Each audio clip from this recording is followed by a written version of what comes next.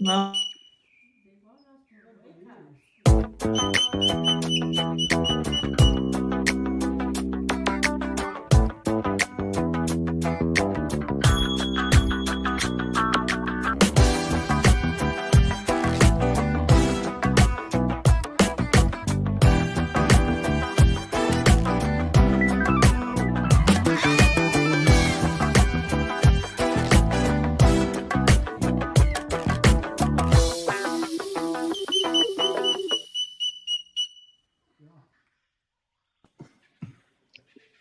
Buenos días y felicidades a todos. Cockatude. Cockatoos with attitude. Right, Also, Cecil? hello from me. Hello, Amy. We have a sleeping snowball. He was being active a minute ago. He must have said, it's going to be a video. I'm sleeping. Jasmine decided to put herself in timeout. KK's in his usual spot. Lucy's up on the high perch again. Sugar's running the whole operation from her perch. She is. And if I can hit this, and I'll do that. Mm-hmm. Cecil's sitting on my shoulder. Aren't you, Cecil? Yeah, they finally put in a switch where I can switch from one camera to another with just like 2 taps from the front screen. So, hi, Cecil. Are you going to make a noose for me out of that thing or what? What are you going to do? Yeah, welcome everybody who's going to be here who can't make it because you're working, slaving away in the machine we call business, a job. Hello. Cecil says, at least you don't have to work a 16-hour job like Don. Yeah. Mm-hmm. Although it has its perks. We're going to talk about avian ganglioneuritis again today, but we've got some new information. And I've been trying to, hey, no, eat the shirt. If he does that, if he starts grabbing my shirt, he's going to take this and he's going to wind it into my shirt. That's what was getting ready to do. I don't really want you to connect that to my shirt. I don't. There might be something else you could hook it to. Maybe. What do you think? What do you think? Cecil. I don't see something he can. Oh, he might take that. You want this too? All right. Maybe we can greet some viewers. So the one who dropped in even before the live stream started is Natalie and James, who is sitting with her umbrella cockatoo watching. So hello. Then we have Falkensu who sends Wednesday greetings to all, and then Common Person is here. So hello, you guys in chat. Also from me, hello to all the other viewers and people who watch later today. And to the lurkers. The lurkers. The lurkers. Stragglers and lurkers. There was a horrible Halloween incident where I was working as a docent for Blue Sky in Poway, California, which is a nature reserve. And they had this horrible costume. It didn't look anything like a wolf, which is what it was supposed to be. But that's the one they gave me. So what I would do is I'd sneak up behind people who were kind of straggling, and I'd go, stragglers. I love stragglers. Ugh. It was a silly costume, though, not frightening at all.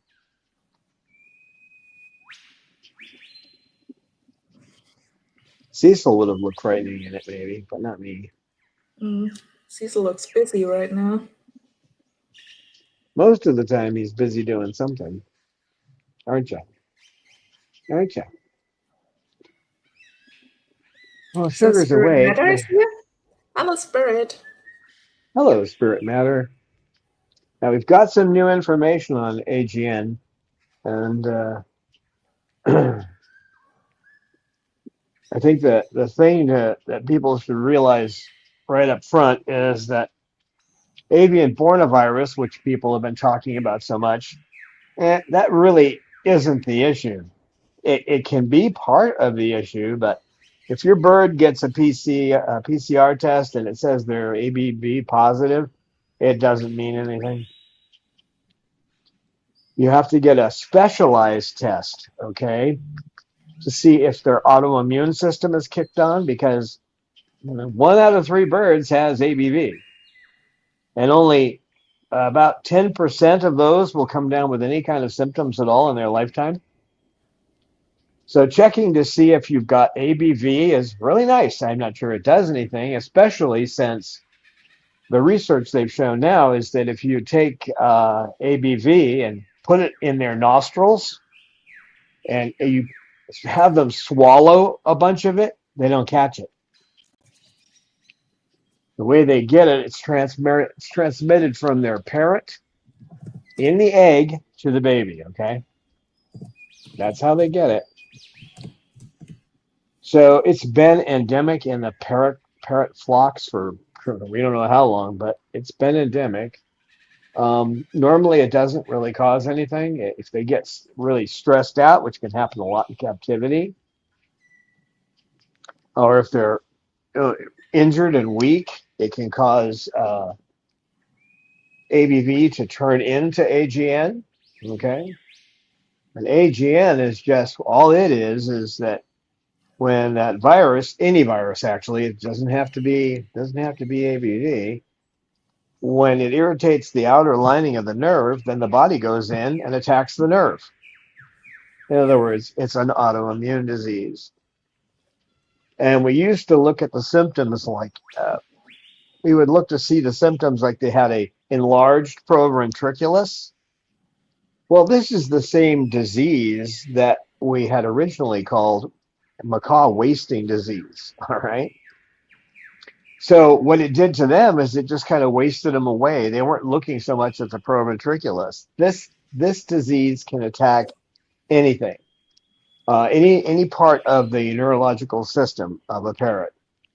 With cause, which has now been confirmed, we sent it in and had that specialized test, which only one lab can do because that's Dr. Dahlhausen's lab. They've done lab work for years. It's not like they're one of the number one places an avian vet would send anything, but you have to go to them. The test is $50 from them. Your vet will charge you more, but they just need a blood sample.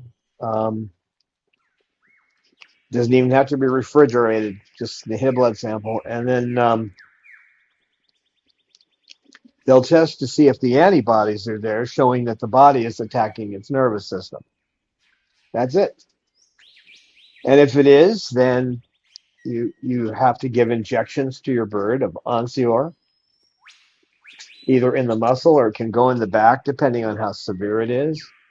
The dosage varies in severity with cause because it's affecting her vision. She's going blind. There's no question about it. She's starting to get her vision back now, which is kind of scary, because she's been nearly blind for a little while now, and then to have her look right at you, and obviously she's seeing you. You might be blurry to her, but she's seeing you because it takes a while for those nerves to regenerate after the body attacks its own nerves. So you give injections of Onsior, and I say you can go to your vet and have them do it, but you'll be going down there once a week, so or twice.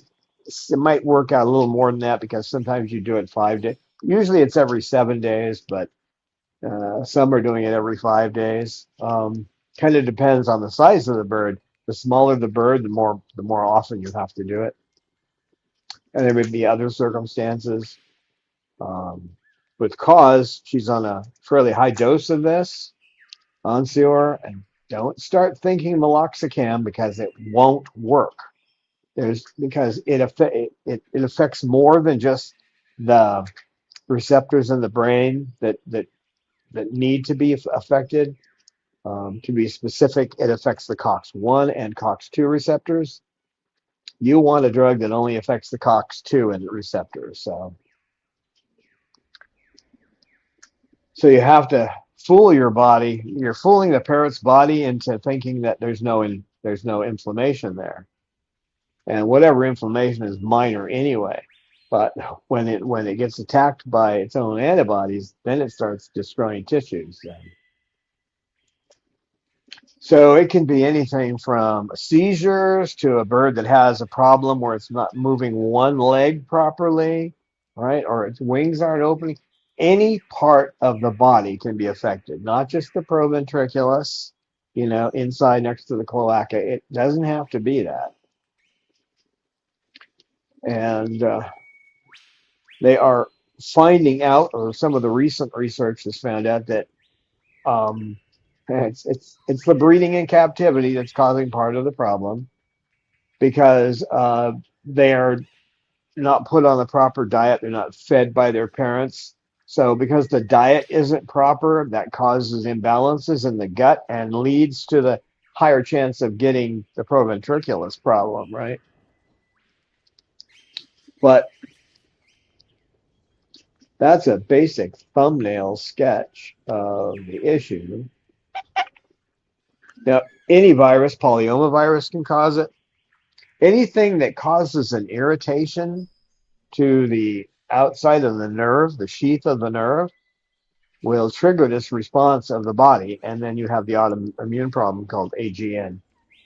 You can say avian ganglioneuritis. If you can say it 3 times fast, I might give you a prize. It's a mouthful, but it describes what it is, because it affects the ganglia, the gangliosides, which is the outside of the nerve. Okay. It's neuritis because it's actually inflation of the irritation or inflammation of the nerve that causes the autoimmune response. Up to this point, all of our descriptions of the disease have been just descriptions of symptoms. And we probably had many birds die from this that were having seizures, or certain body parts weren't working right, like their legs, or they were going blind, and no one knew what it was. They never tied that to the avian bornavirus. But now that we know it attacks nerves and how it does it, the virus doesn't do it. The virus irritates the nerve sheath a little bit. That's about it. Then the body goes and does the damage. So if you catch it early, yeah, the odds the birds are going to survive are high. I mean, you got a good chance. If you catch it late, well, it's a toss-up. So when you start seeing symptoms like your bird starts to fall off the perch once in a while, get them tested. It's a $50 test. Now, and how do I know that? Because I called the office and asked them how much it was. And they'll tell you, because you can send the blood in yourself. If you want to clip the nail and take a sample, I don't suggest that.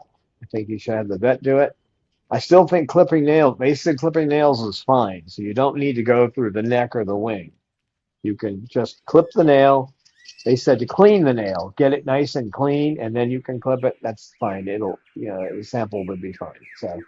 So no going for the neck vein or some other vein in the body. You can use the nails. And then it's a while. It takes 2 to 3 weeks before you get the test back. May have just been us, but we sent it in. They schedule all those readings where they actually read the blood test. They do that on a Tuesday, and then they have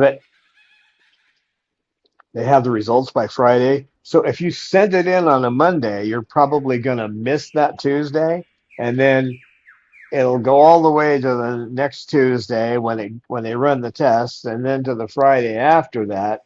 And if there's something going on in the office, it doesn't have to be tested right away. So there might be another week in there. So I put cause on the medicine right away. And the reason I did that is that the odds that the medicine are going to do anything to hurt her are pretty darn small. But the other thing was when you took your finger and you went like this, you could see the eye reacting to it, but she didn't.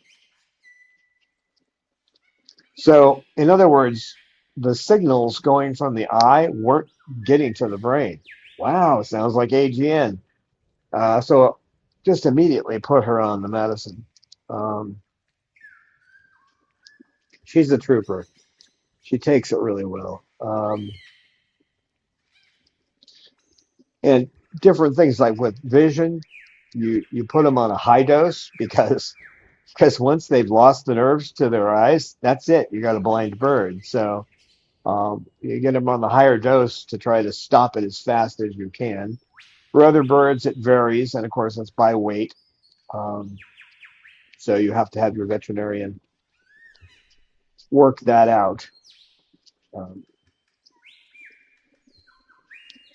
so, are there any questions? I mean, ask more I can go through, but that's the thumbnail sketch.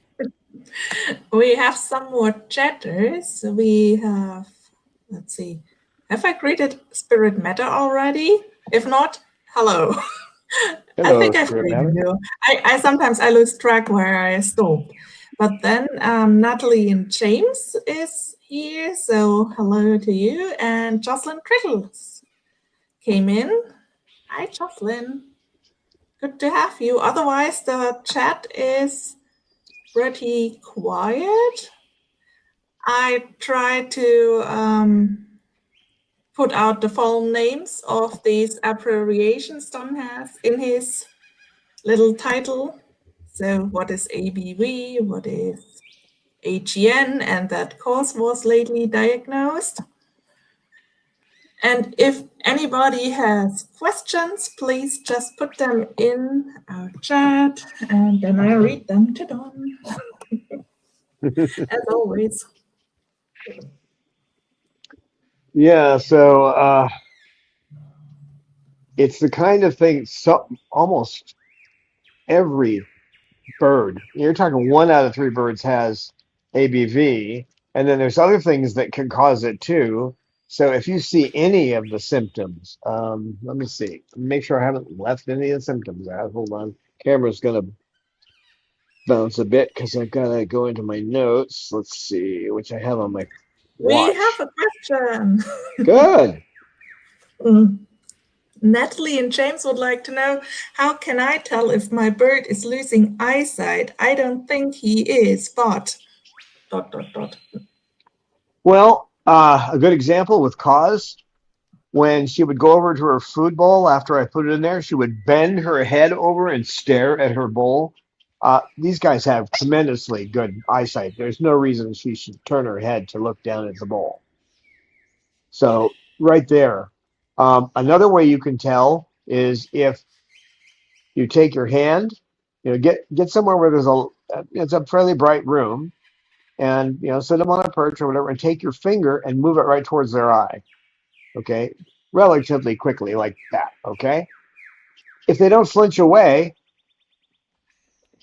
they can't really see what's going on. But watch the eye. If the eye reacts but the body doesn't, they aren't moving away from it, then that's one way to tell.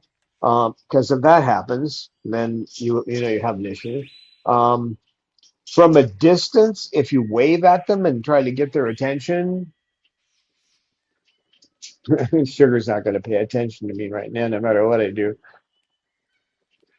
I Snowball say he'd look right at me. Now, if you've been around cockatoos for a while, you could tell when they're looking at you. I know a lot of people would say, "How did you know that?" Well, I've been around. I've watched their eyes. Can tell when they're looking at me. So I could tell when I waved my hand at him. See, now he's looking at my hand again. So that's one way to tell. They should be able to see your hand move from a distance. And if you're not sure whether they're just ignoring you, oh, stop that, Cecil, you big toad. You want to come up, that's fine, but don't eat the shoe. I think I have food on it from cooking this morning, but don't eat the shoe. Um, you can also train them so that when you make a hand motion, they get a treat, right? So then if you walk away and you make that hand motion and you get no reaction, I don't care. If you do something like this, means treat, and they don't react to it, but they'll react to it when you're close. Well, then you know you're having a problem with vision. So with me, when I was a kid, it was just, I always was offended when the optometrist would say, what can you see? And I couldn't see the big E on the wall, you know. So, like, I can't see anything, doc. You know that. Well, what do you want me to do? Squint? I mean, if I squint, I can see a different blur. But another thing is if they're flying, if your birds are flighted and they have trouble landing, that's a good indication. If they have all their flight feathers, but they're not landing properly, it's probably due to a vision problem. But you'll also see other problems. I mean, you might see your bird where I saw one who was an African gray. It was moving around a food bowl and looking at its foot while it was moving it. So, in other words, it didn't know where its foot was, so it had to watch to see where to put its foot. You just really have to be observant and see if they're doing everything normally. If they're not doing everything normally, then it's probably AGN. So, like I say, the test is inexpensive. You can draw the blood from the nail. It's just run the test if you see any kind of problems. If your bird's having, I'm gonna look at my watch again. Let's see, where did I put it? Oops. I have to have one of my earpieces hanging out of my ear loosely so I can hear myself. Um, then bear with me while I look to see. The early signs. There we are. Chronic weight loss, even when eating normally. I'm going to read these, so I'm not going to be. I'll try to point my camera somewhere. Um, Poor digestion with undigested food in the droppings. That same thing we had for so-called PDD. Intermittent vomiting or regurgitation. Wobbling, tremors, or weak grip. Unusual feather plucking, especially on the legs or belly. Yeah, it can actually cause feather plucking too. Sudden quietness, fatigue, or loss of interest in play. So that's a lot of symptoms. But when you think about it, they all go back to neurological activity, right? So if the if the centers, the nerves that are involved have to do with the nerves that keep you alert and awake, that serotonin isn't functioning properly in the brain, then you're going to have a bird that looks sleepy or fatigued. If the nerves that are being affected are in the gut, then they're gonna. We knew this one when we were talking about PDD. Is if you saw undigested food, KK, if you saw undigested food, then you knew that it was a big sign of what we were calling then avian bornavirus, but it's not. It's your own body. It's their own body attacking their nerves.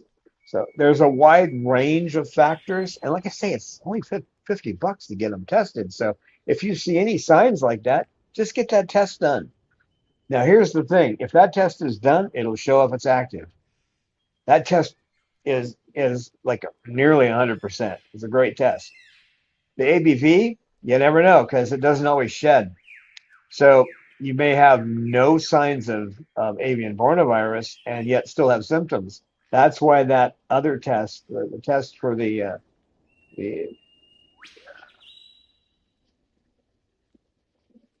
what are you doing over there?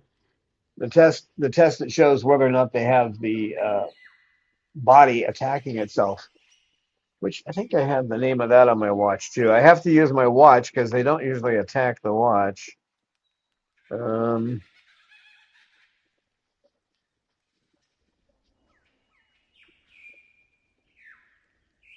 Yeah, on here it just calls it the antibody titer test, which is what it is, but they have other names for it, but that's the one you want.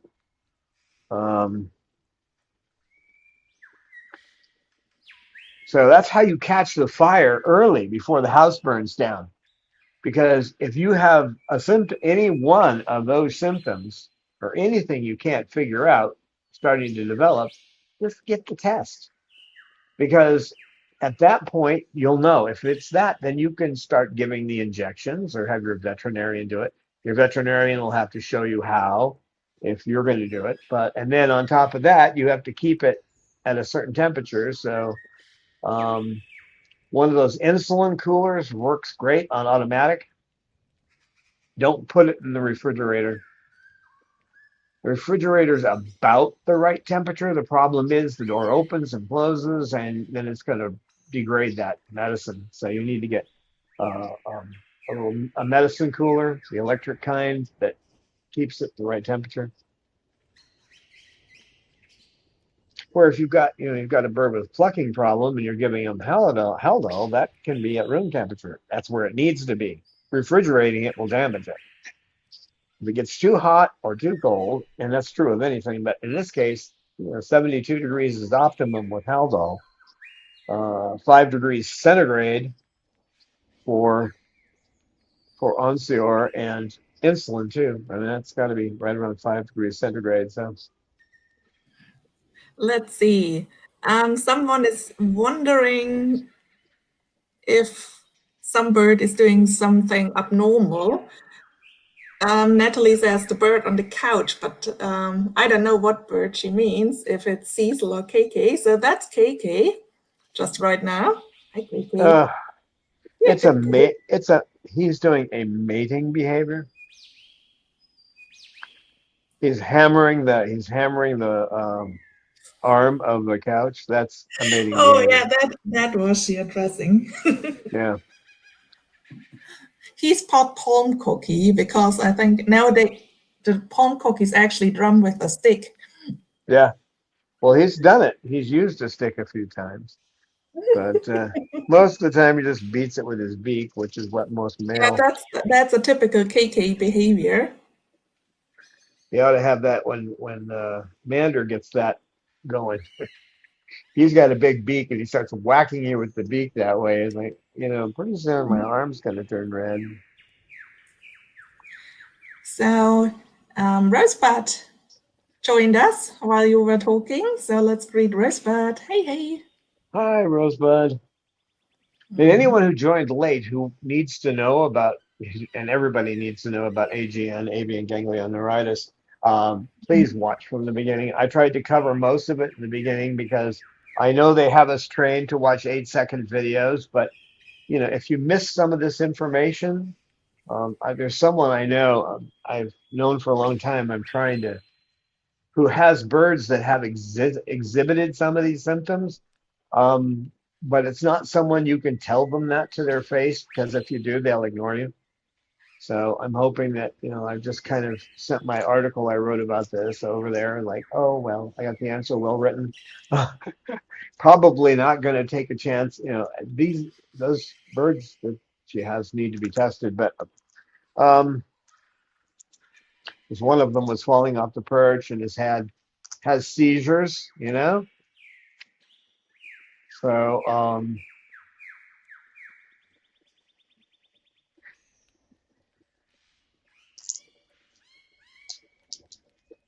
Cecil is rolling that string up into a little ball now. It looks like you made a musical glyph out of that.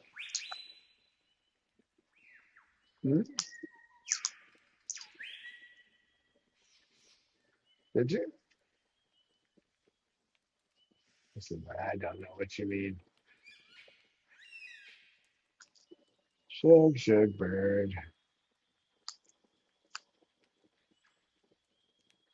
Yeah, Peaches, she got this at the edge of our knowledge because there was some evidence that Onsior, which at the time they just called it by its generic name or Vinacoxib, was helping these birds, but we didn't have the protocol right. So she needed to have it basically until the proventriculus completely shrunk and she got like 7 injections and that was it. And if we kept going, she probably would have lived. Although it was pretty advanced, so it's hard to say, but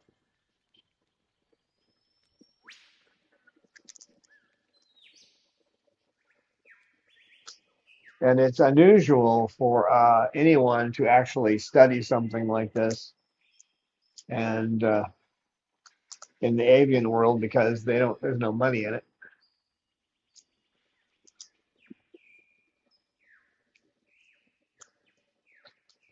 And they can't do this kind of lab work and magically, like those people who get $180,000 in Congress that become multimillionaires. How do they do that? You can't do that with this research. You do the research and suddenly you make a bunch of money. It doesn't work that way. I don't think they have any insider training on this kind of thing. But so Bob Dahlhausen did us all a big favor. But unless we do something and pay attention to our birds, and if they develop this and we don't catch it, well, they're not going to live. Or in Coz's case, she'd go blind, and then other problems would probably start popping up. So,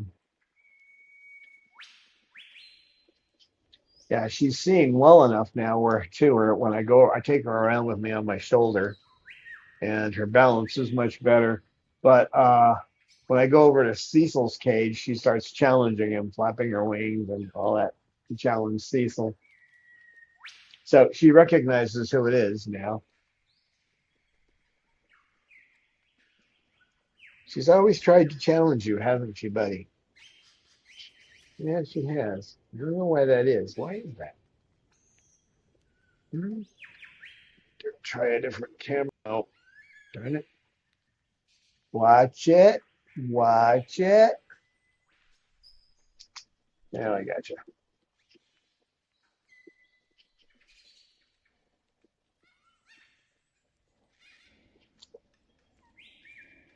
I see so.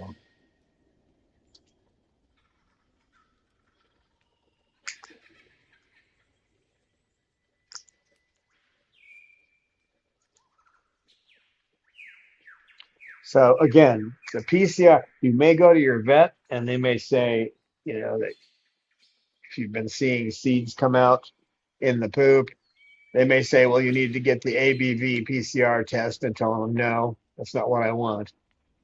I want the test that checks to see if they have the autoimmune disease, right? Some vets will still be looking for that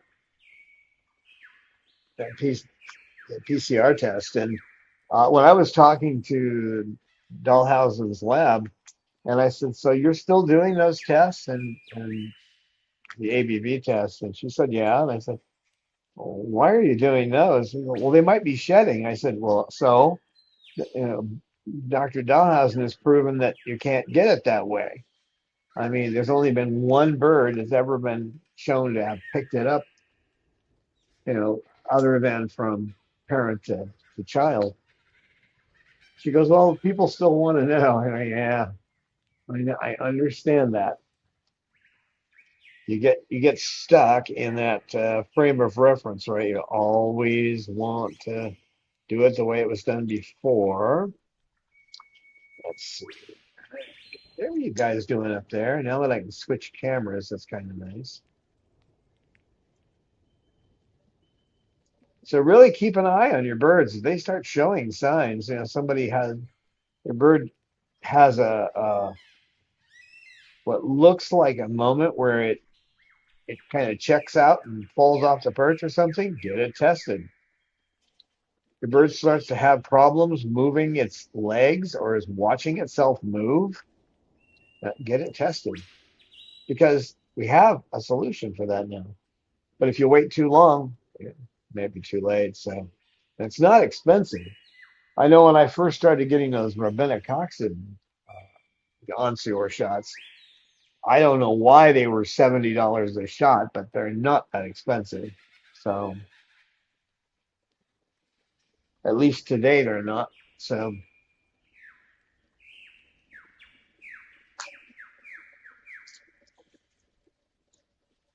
I've got enough along with the needles and everything else to go for 3 months. It's only good for 3 months once you break the seal. So um, I've got enough to go for 3 months, and with the needles cost us 175, and I think the needles were like $30 of that. So, and cause is now going around looking at things, which is what we want. What are you doing, Cecil? You trying to get my attention? Hmm? What did you do? Did you knot that all up? Oh, that's cool. Yeah, that's a good knot. Yeah, you did a good knot.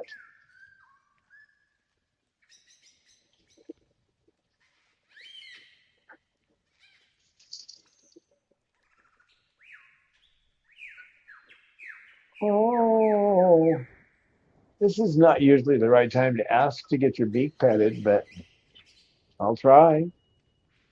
I'll try. So hold on a second. Let me switch cameras. Mm. Maybe Sugar has sensed that Auntie Eleanor is in chat. So welcome, Eleanor. Eleanor is greeting from her parents' house. The baby was having a meltdown. Oh, Sunny, sweetheart. Hi, Eleanor.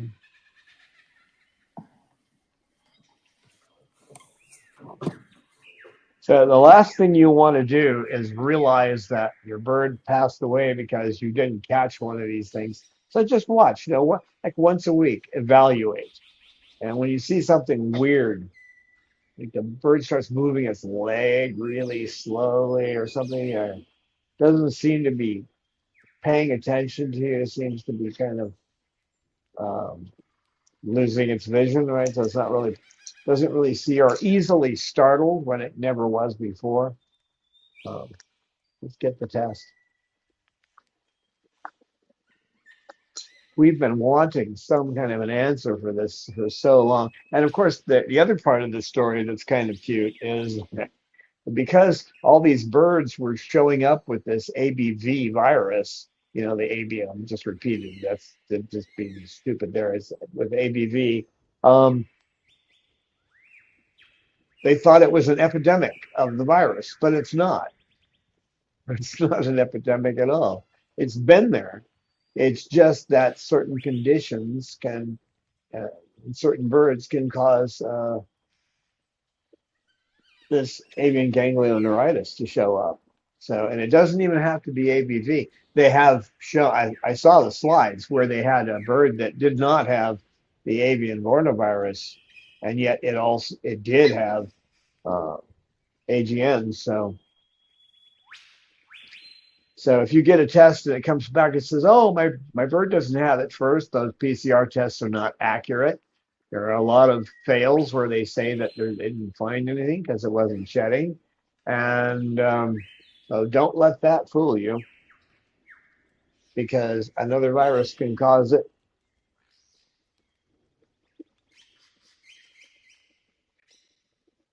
Sugar says, "I don't know, just pet my beak. Just pet my beak." She has started in the morning now. I did it one time. Now I'm expected to do it. When I come around and say good morning, which is part of my check, just to make sure they're okay. I say good morning. Now she comes over and puts her head over through the cage, so I'll pet her through the cage. Yeah, every morning she expects it. Right? Right, Chug?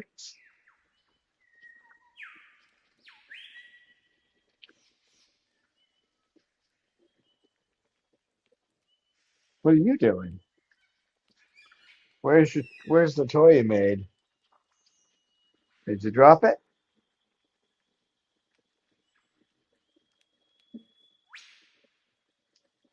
Did you drop it? Mhm.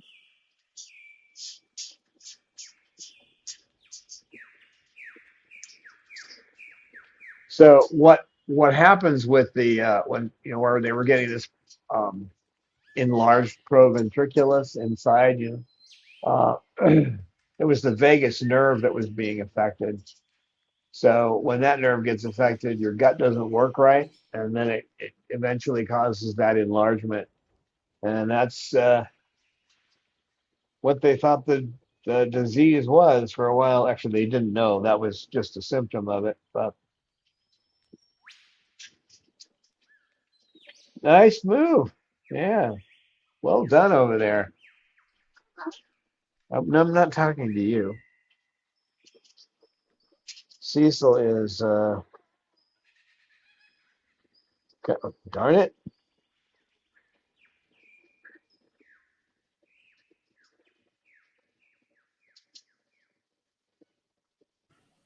So we have a busy bird.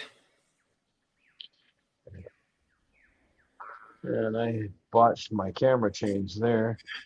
Um, we are just talking about dusty beaks in chat, and that dusty beaks are completely okay because the dust is actually not harmful, or the nature care for their beak and feet and feathers, so it actually protects it. The only thing is when you have birds in a captive environment is there shouldn't be too much dust in the air, because breathing the dust is not so good for them. So they live usually in a high humidity area, so there the water in the air keeps the dust down. When that's not the case, having a humidifier and a HEPA filter might help out with that. It definitely helps out. If there isn't enough water in the air and you have any kind of a picture on the wall, best to have a poster or something that has black in the background. If it starts turning white, you better do something. Not good for you or them. So Mhm. now Yeah, we if were also talking that the husband might have allergy to the parrot, but obviously, how was it called? If it can induce rashes when they hop on your arm or something like that, and I don't think that birds can actually induce a contact allergy. I thought when you are breathing the dust, or so you can be allergic against the dust. But when the bird touches you and then you get rashes on the skin, is that possible? Is there something known? you could be allergic to anything. Um, Okay. highly unlikely, but it is possible. Do you know what it means if a bird, a cockatoo specifically, doesn't have a dusty looking beak? Now, I'm talking about regularly, not just after it drinks water, but that's an indication of beak and feather disease. Because one of the first things that happens with beak and feather disease is they stop producing powder down. So Mm. if you see a bird that hasn't been drinking water and like all day long for a couple of days, does not have, cockatoo especially, does not have that powdery look on their beak, and you're probably looking at beak and feather disease, and that is highly contagious. So don't you do that among parrots, not among, it's not contagious to humans. Psittacosis is the only one that's known to be contagious to humans. Cecil being Cecil, huh? Yeah, he's thinking about how to get my shoe.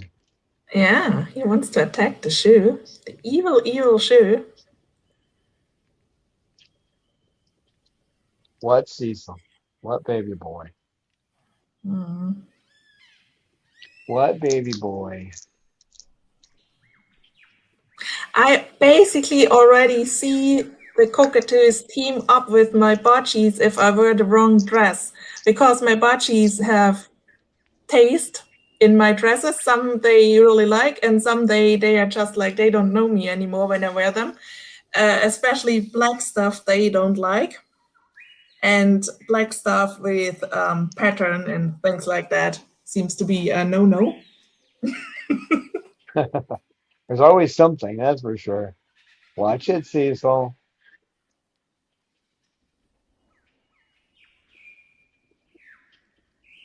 Yes, I'm watching you because I don't want you to eat my foot. Hi, Jem and Jamie. I noticed you came Oh yeah, in. I forgot to greet Hey, Jam and Jamie in public. So cut it out. let's do that now. Hi, Jam and Jamie. Good you're here. talking about AGN because Corsi was tested positive on it. Results came back. Good news is one can treat it. Yeah, before she just would have gone blind. I mean, that would have been all she wrote as far as her vision, because we didn't know what it was. But now it's being treated, and her vision is definitely improving. And whatever other problems might have developed are going to be restrained as well, because when you give them Onsior, it causes the body to no longer attack the nerves. So depends on where the virus is causing the irritation of the nerves. So where you going, Cecil? Hmm.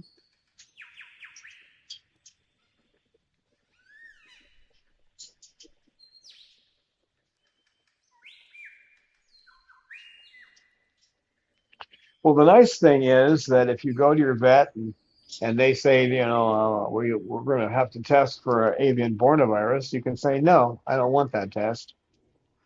I want the test that tests for the autoimmune disease, right?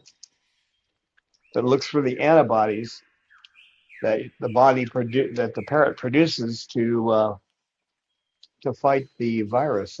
That's what you have to test for. So before, when oh, my bird has ABV. I mean, we all felt that way. Oh, this virus is going everywhere. No, it's not. Yeah, now we know, but ignorance is not a good thing, you know. As Bertrand Russell, the famous Welsh philosopher, said, when somebody said that ignorance is bliss, he said only the ignorant would think so. Let's zoom in on oh, Cecil up there. He's gone into the toy box.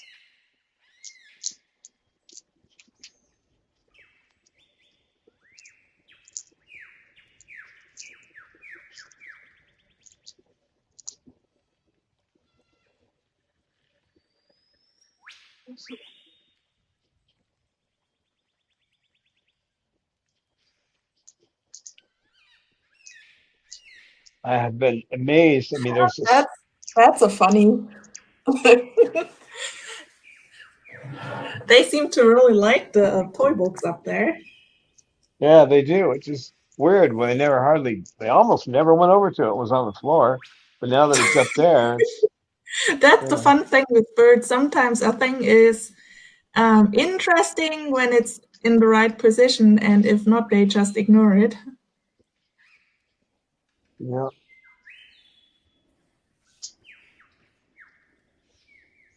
yeah. I've been trying to get the information out to the community about this. This is why I've done a second video on it with the new information and with causes diagnosis, because the communities, including the vets, are slow to pick up on this kind of information.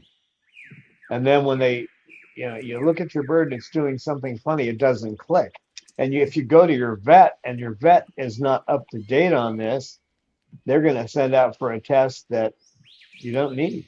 So, and a test that is not going to help your bird. So,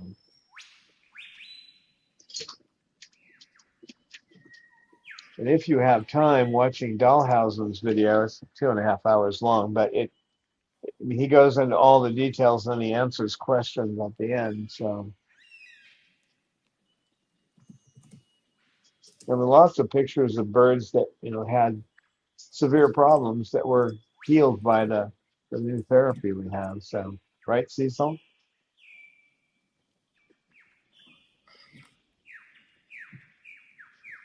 That's Cecil. He's such a cutie. Where's Jasmine hiding again? Oh, timeout. Forgot. Yeah, yeah. She climbed in there to sleep. She's gonna sleep Yeah, wherever that's she's our sitting. little insider joke that Jasmine likes to put herself into timeout. And one time, usually she just can go in and out as she wants, but one time Pippa thought it funny to play the gatekeeper or the prison board, whatever you want to tell it. Prison ward, I think. She was Yeah, at least she closed the door basically and sat on the door, so Jasmine didn't dare to open, but she really didn't like that. Eleanor calls it the Chessy jail. That's yep. a good name for it. Yeah, Lucy also did a funny display. Oh, is Oh, someone spider birding? No, just climbing. they're starting to wake up now. As it gets Mm-hmm. later, they start to wake up. Mm-hmm. Lucy's getting alert up there now. And Snowball is such a cutie.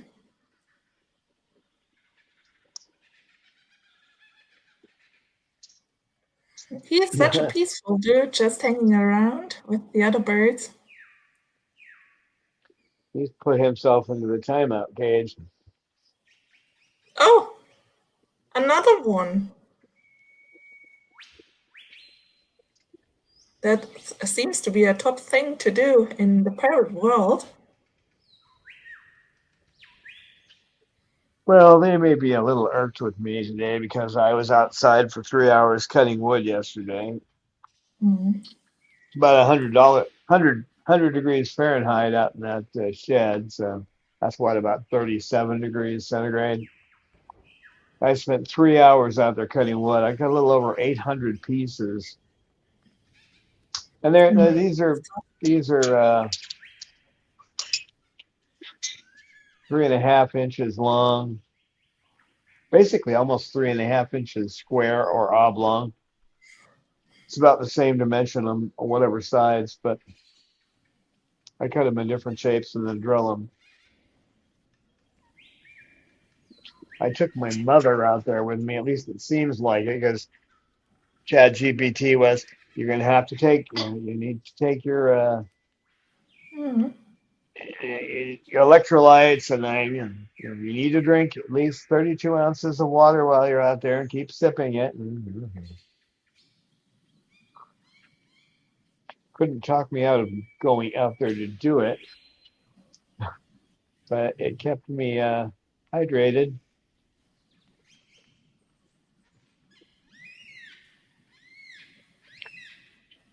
Especially after having that other incident with the dehydration. So Mm. you need to eat an extra 500 to 900 calories worth of food, and here's the suggestions. Okay. Oh, Snowball's waking up. Oh, that's great. Well, they know the time better than we do, I think. Mm. I wonder nobody claims you to pet the beak or something like that since Cecil is over, so basically you have an arm free. Shuggy. Shuggy, shuggy. No, I'm basically being shunned right now. No, you have at least KK. He is sitting with you, even when Cecil left you.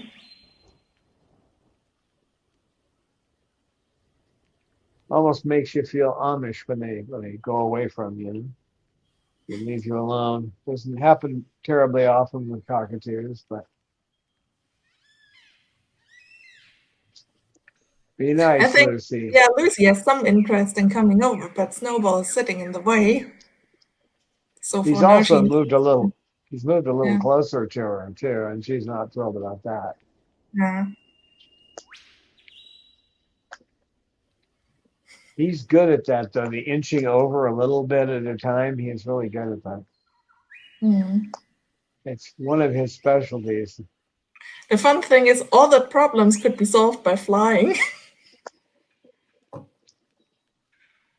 Yeah, and about the only time I see Lucy fly is when she wants to get on my chest. I'll be sitting here sometimes, and she'll fly down from there all the way on my chest, like wonk. Hello. Thanks for the warning, Lucy. Right? We just received a donation from Jem and Jamie, so thank you very much. She says, Happy Monday, everybody. Oh, thank you so much. Mucho appreciated. Let me see if I That can means find the we video. play a video. Move things again, but that's okay. Here we go.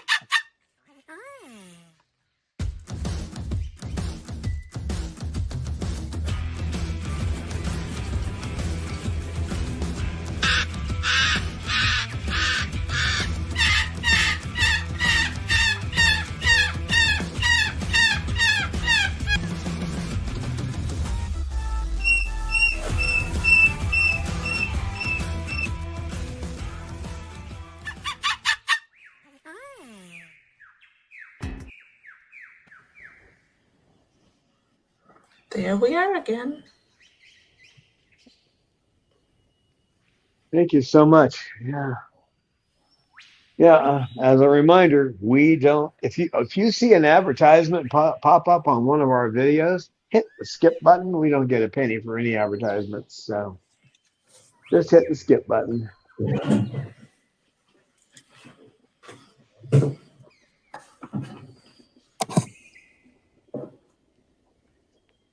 What are you doing down there? Oh, you got a big piece of wood now, huh? I better change the camera angle. There you go. Let's see you. You got a big piece of wood down there, buddy? You do? Okay. So I hope you learned something about avian ganglioneuritis, and that you're able to tell the warning signs. If you ever have any doubts, shoot me an email, go to our website and hit the contact page. Let me know if you think you see a sign of something like that.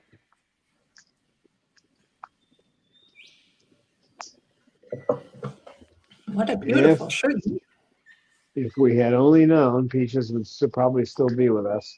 So, But back then, people or nobody has researched it or come to a conclusion. no, it took him a long time to research it. So, It's basically absolutely the latest news state in the bird world or in the parrot world that actually they have found something or what it is and how to treat it, which is amazing since that's actually a big progress.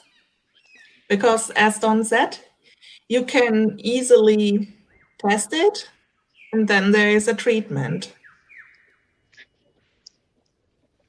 A treatment that can keep your bird alive, live a normal life too. That was never the case before. As soon as your bird was diagnosed, had symptoms, and then was diagnosed with ABV, then you assumed it was the end. But that's not the case anymore.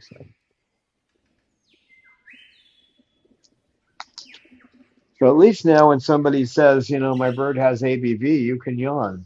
Say, well, that doesn't mean anything. Did you do the other test? So.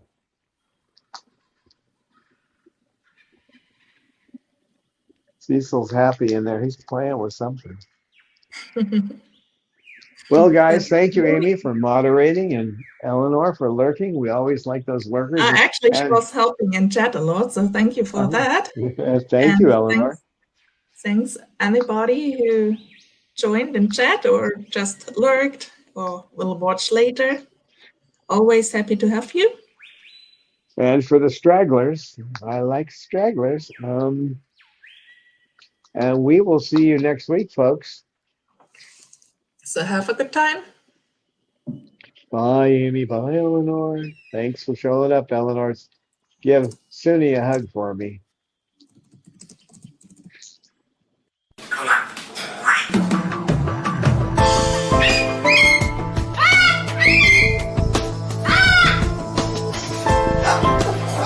Science knowledge only adds to the excitement, the mystery, and the awe of a flower. Evidence is evidence. It's public. Everybody can look at the evidence and assess it, and eventually, if there's enough evidence, come to the same conclusion.